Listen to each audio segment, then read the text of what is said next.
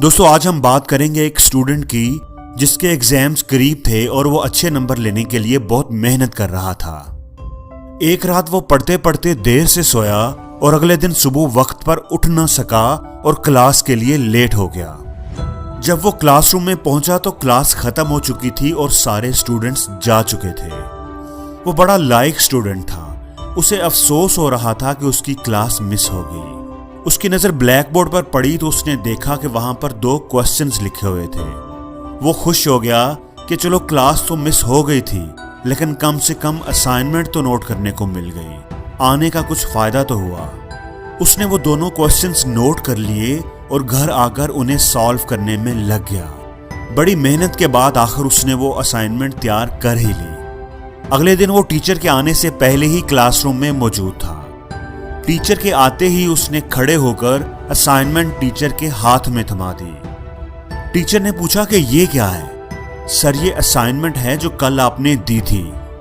मैंने तो कोई असाइनमेंट नहीं दी थी सर, मैं कल क्लास के लिए लेट हो गया था। जब मैं आया तो ब्लैक बोर्ड पर ये असाइनमेंट यानी ये क्वेश्चंस लिखे हुए थे, मैंने सर यहीं से नोट किए थे। टीचर उसकी बात सुनकर हैरान रह गया। वो क्वेश्चंस तुमने सॉल्व कर लिए? ये तुमने कैसे किया? ये तो अनबिलीवेबल है। सर इनमें ऐसी क्या खास बात है? थोड़े मुश्किल जरूर थे लेकिन सर इनको तो कोई भी सॉल्व कर सकता है। अरे ये तो वो क्वेश्चन थे, वो थ्योरम थे जिनको स्टैटिस्टिक की हिस्ट्री में आज तक कोई सॉल्व नहीं कर सका। सालों से इनका सॉल्यूशन कोई नहीं निकाल सका। मैंने सिर्फ स्टूडेंट्स को यही बताने के लिए इनको ब्लैक बोर्ड पर नोट किया था और तुम इन्हें सॉल्व करके ले आए हो। ये तुमने कैसे किया? ये तो मुआजिज़ा हो गया है, ये तो अनबिलीवेबल है। दोस्तों ये एक सच्चा वाकया है जो 1939 में पेश आया था। उस स्टूडेंट का नाम जॉर्ज डेंटजिक था जो कि यूनिवर्सिटी ऑफ कैलिफोर्निया में पढ़ता था और उसकी स्टैटिस्टिक की क्लास मिस हो गई थी। उसके प्रोफेसर का नाम जर्जी नेमन था और जो थ्योरम जॉर्ज ने सॉल्व किए थे वो स्टैटिस्टिक की हिस्ट्री के ऐसे थ्योरम थे जिनको आज तक कोई सॉल्व नहीं कर सका था। बड़े बड़े काबिल लोग, बड़े बड़े प्रोफेसर्स उनका हल नहीं निकाल सके थे।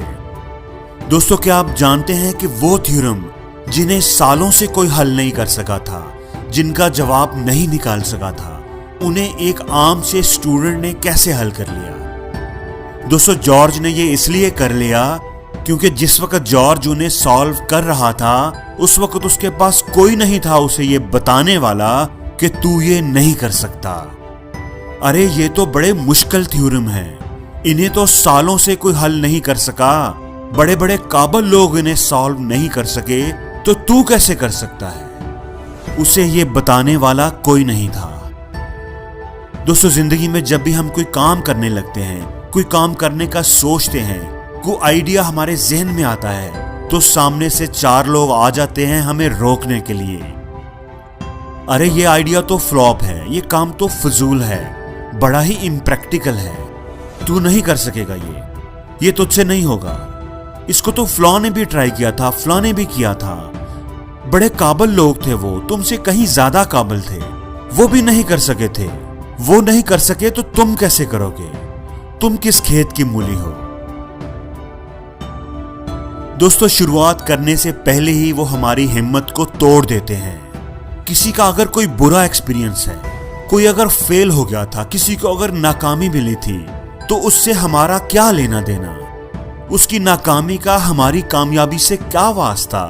हो सकता है वो अपनी किसी गलती की वजह से फेल हुआ हो सकता है उस वक्त हालात कुछ और हो सकता है उसको मौका ना मिला हो या उसने मौके से फायदा ना उठाया हो। उसके हम जिम्मेदार तो नहीं हैं। वो नहीं कर सका तो हम भी नहीं कर सकते, ये कहां का असूल है?